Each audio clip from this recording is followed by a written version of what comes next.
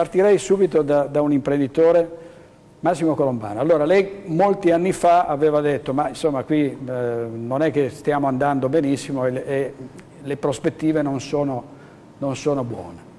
Ma sono più di 10 anni, direi quasi 20, che l'Italia non cresce mentre il mondo cresce. E quindi quando non si cresce, se tutti corrono e uno sta fermo, è come arretrare. Esattamente quello che sta succedendo in Italia. Noi avevamo un reddito più alto dell'Inghilterra e della Francia nel 95, sono passati 18 anni e siamo meno 20%, quindi siamo diventati più poveri del 20-25%. Ma questa povertà purtroppo continua perché? Perché si continua a fare troppa demagogia, perché abbiamo mantenuto dei parassitismi spaventosi, non solo a livello politico ma anche a livello di infrastrutture dello Stato, a livello associativo, parliamo quindi delle nostre associazioni imprenditoriali e anche di quelle sindacali, che hanno creato dei giganti praticamente dell'associazionismo. Basti pensare che la Confindustria italiana costa 30 volte di più del MEDEF, che è la Confindustria francese, 30 volte. Cioè un parlamentare italiano costa 6 volte il reddito medio di un italiano, quando l'inglese costa solo 2 volte, quindi parliamo di 3 volte la differenza tra il costo di un parlamentare italiano e un parlamentare inglese. Il Presidente della Repubblica italiano costa 10 volte se lo compariamo in termini assoluti, nel senso che Montecitorio ci costa 200 milioni l'anno, oltre 228 per l'esattezza, e il Presidente invece tedesco spende solo 20 milioni, la Presidenza tedesca. Se poi lo rapportiamo alla popolazione o al reddito della nazione, questa sproporzione è un gigante, sono 15 volte, quindi partendo proprio dal vertice del nostro sistema governativo. Quindi ci voleva poco a capire che dopo 10 anni di magra, che andavamo via a zero, adesso stiamo assolutamente perdendo 2-3% all'anno, abbiamo perso un 20-30% della capacità industriale, i gioielli sono stati quasi tutti venduti perché hanno fatto passare la voglia a chi fa impresa, ci sono non solo balzelli ma le tasse sono al 70%. È un grande economista, Dominique Salvatore, non so se l'hai avuto modo di vedere, ha detto che è impossibile per un imprenditore italiano rispettare tutte le leggi e pagare tutte le tasse, altrimenti chiuderebbe. Quindi quando uno Stato arriva a fare questo, quindi può solo ingenerare un'evasione di sopravvivenza, quello che in parte sta succedendo, o può ingenerare una morte dell'impresa con i suicidi degli imprenditori e dei lavoratori. Quindi che futuro possiamo immaginare in questo Stato se un governo centrale non capisce la tragedia che sta vivendo l'impresa? Senza impresa non c'è lavoro, senza impresa e lavoro non ci sono i prodotti, non c'è PIL, quindi via via non ci saranno più le risorse nemmeno per pagare le pensioni o gli stipendi a questa casta. E quindi da qui che è nata Confapri, ripeto Confapri come aprire, conferenza praticamente permanente tra attività produttive, che vede all'interno di questo gruppo di pensiero, di questo think tank group viene chiamato, ben 100 rappresentanti per oltre 1 milione di imprese e 5 milioni di lavoratori. E abbiamo messo giù, diciamo, una carta in Castelbrando l'8 di luglio, dopo 1 anno e mezzo che lavoravamo, compreso un progetto di risanamento dello Stato, che adesso è difficile spiegare, posso spiegare per sommi capi. Cominciamo solo da un dato: come in ogni azienda, quando è in procinto del fallimento come siamo noi in Italia, si parte dal taglio delle spese. Noi abbiamo in proporzione al PIL dai 70 ai 100 miliardi in più di spesa pubblica rispetto alla Germania e alla Francia, non andiamo a prendere Singapore o la Svizzera. E quindi questi 100 miliardi di spesa devono essere tolti, inutile che continuiamo a rimandare questo problema, a dire che non ci sono le risorse per l'impresa, perché intanto l'impresa muore e quando muore l'impresa muore il paese. Quindi se poi vuole potrei continuare, certamente. Ma tanto per dire, la prima tassa che va tolta è la demenziale tassa sull'occupazione che si chiama IRAP.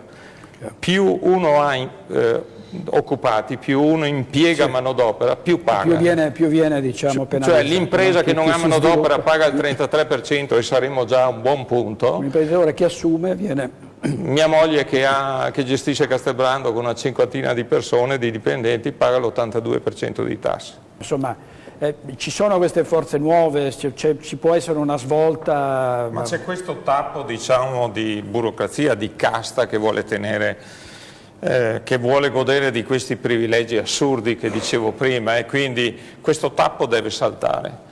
Prima lo facciamo saltare, meglio è per tutti e per i cittadini. Quindi se cominciamo a vedere purtroppo le migliaia di persone che rimangono disoccupate in strada, di chi è la colpa? Io direi incomincia sempre dalla testa. Io quando guidavo la mia società e guido le mie società mi prendo tutte le responsabilità di come va. Quindi la politica, l'associazionismo, naturalmente sia sindacale che imprenditoriale, ed insieme una serie di caste, non per ultima quella dell'informazione, tanto per dire, che non lascia il giusto spazio all'innovazione, alle tecnologie, alle storie imprenditoriali. Dobbiamo sorbirci, sembra ancora il grande bordello, non so per quanti anni ancora, mentre il paese muore, cioè mi sembra siamo quasi ridicolo. Ma veniamo alle proposte.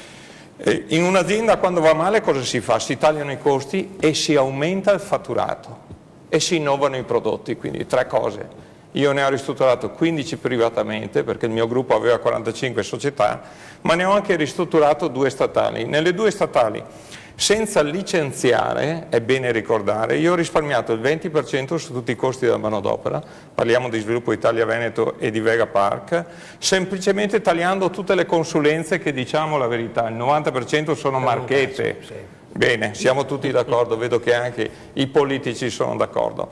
Seconda cosa, ho rimesso a bando tutti i servizi e ho risparmiato il 40%, vuol dire che i bandi erano un po' fatti per gli amici degli amici.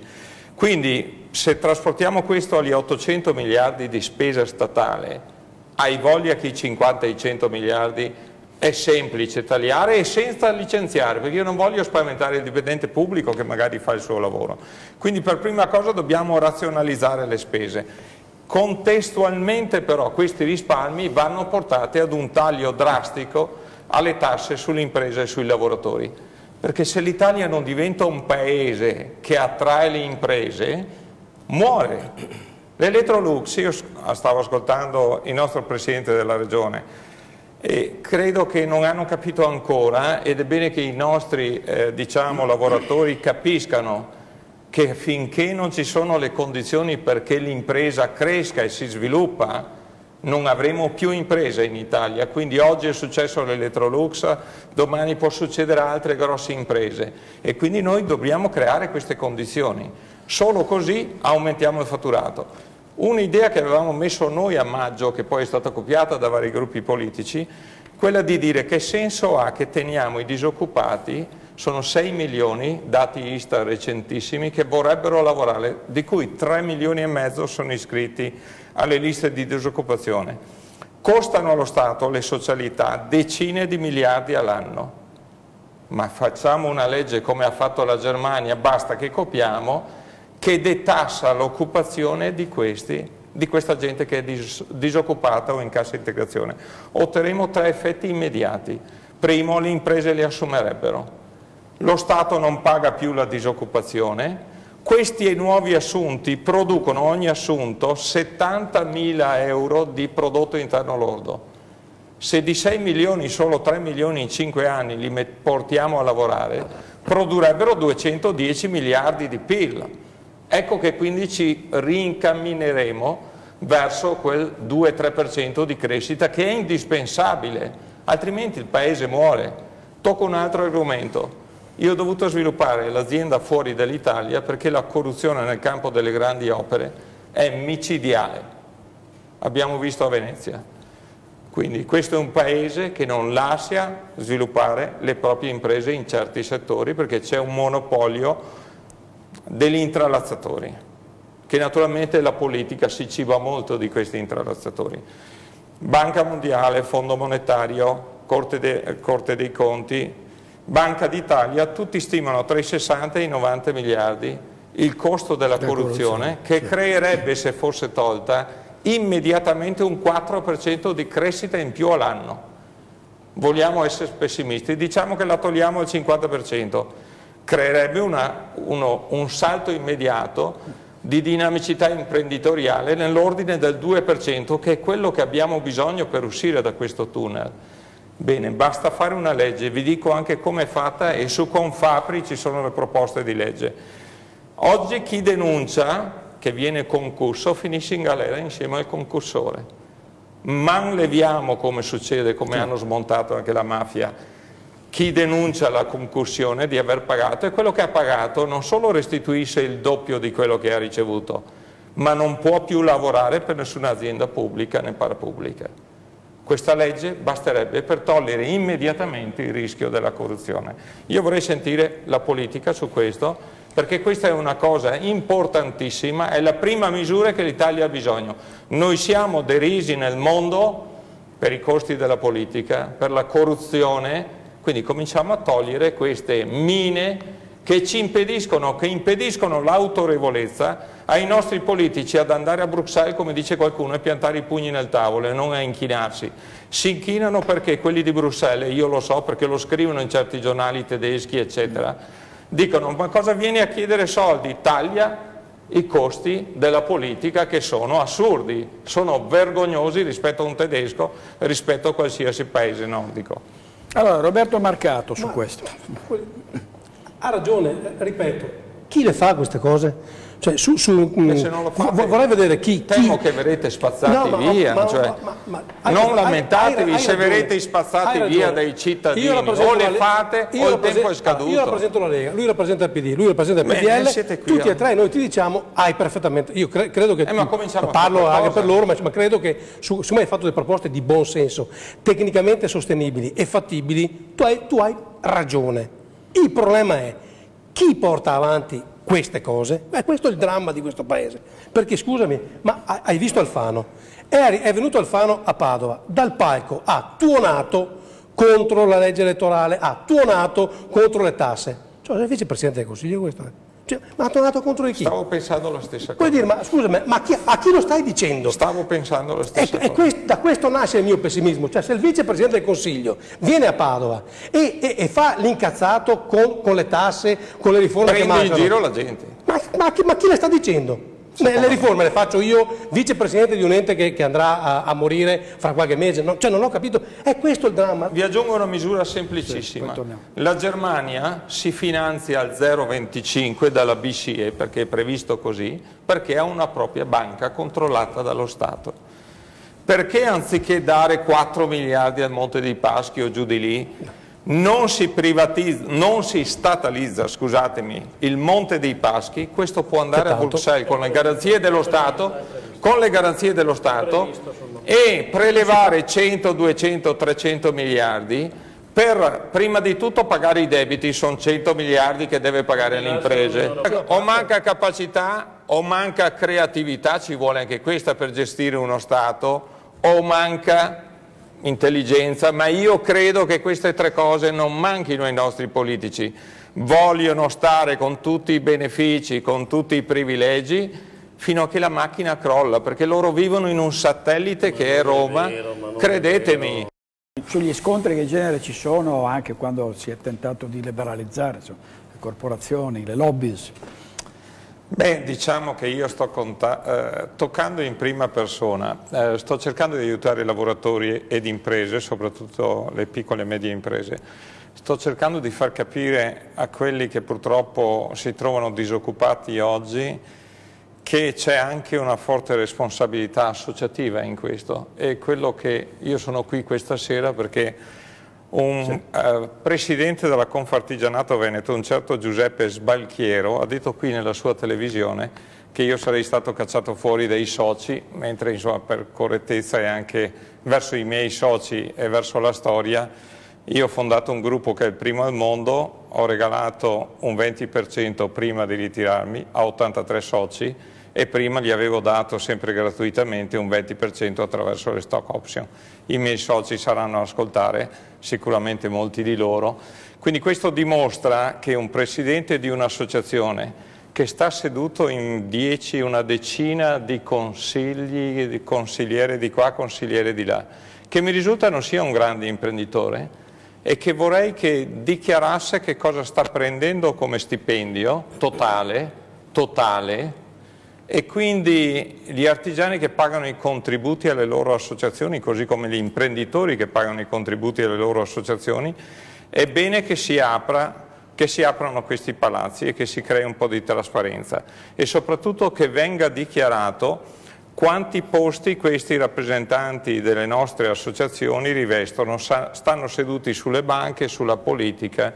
Questo è un conflitto di interesse incredibile, quindi ci troviamo noi a dover organizzare la voce degli imprenditori che sono scesi in piazza anche a Venezia giusto 20 giorni fa, che faranno una serata il 27, che esporranno il drappo bianco in tutte le case, che stanno facendo una serie di manifestazioni che abbiamo raccolto perché, come le dicevo, rappresentiamo ormai oltre 1 milione di imprese e un centinaio di imprenditori anche di grande successo a livello italiano che stanno con noi proprio perché Confindustria è un tappo.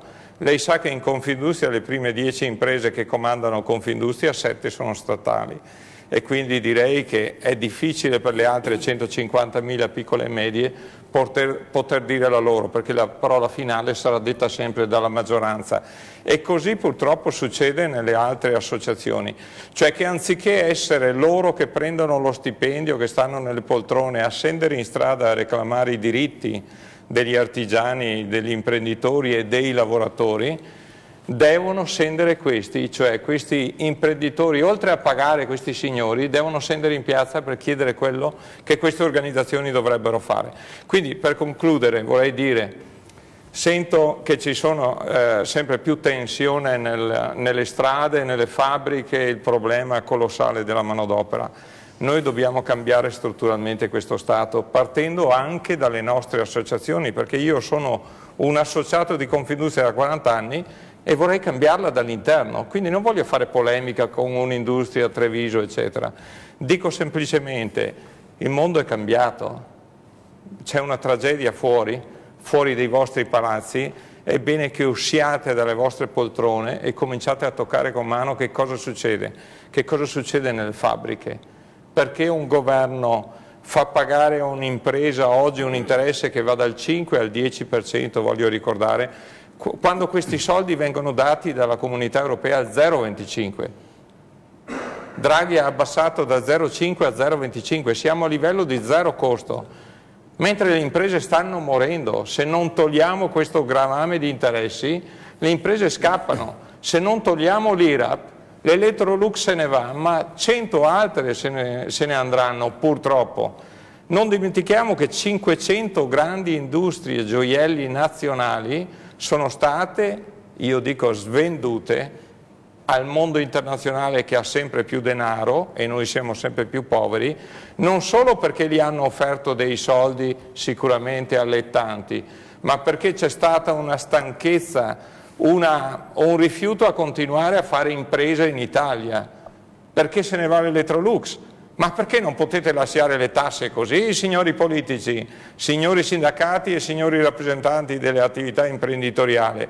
Uscite e andate sulle fabbriche e sulle strade e capirete che l'Italia così non può andare. E quindi inutile che ci facciamo illusioni che il 2014 sarà migliore, ad ascoltare i politici non dobbiamo fare tragedie. Io non voglio fare tragedie, queste cose le dicevo 10 anni fa che finiremo male e difatti ci stiamo. Adesso sto facendo qualcosa per i colleghi imprenditori, per i lavoratori, che ricordo nella mia azienda ne avevo 5.000, non ne ho mai licenziato uno e non ho mai licenziato uno nemmeno quando ho ristrutturato delle aziende pubbliche. E riguardo alla corruzione vorrei dire un'ultima cosa, non sono d'accordo con Frigo.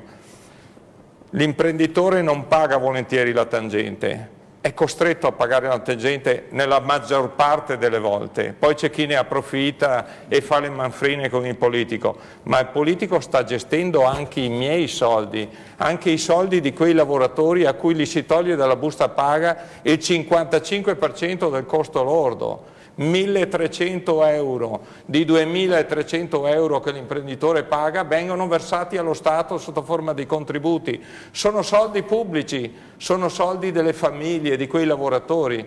Quando un politico o un amministratore pubblico o un dirigente ruba, perché si tratta di ladri, si tratta di associazione a delinquere, non può essere perdonato e non può essere equiparato alla pari di un imprenditore che qualche volta paga la tangente pur di avere la commessa per sopravvivere. Poi ci sarà anche l'imprenditore tipo Mantovani che crea una rete, diciamo così, e non capisco perché non se ne parli più di Mantovani. Appunto. Ma si dice che l'inchiesta adesso avrà dei contraccolpi, ci saranno delle novità. Perché io dico non è un imprenditore che io stimo, un imprenditore che arriva a creare una rete escludendo la maggior parte delle altre imprese, facendole anzi morire, ha una responsabilità sociale.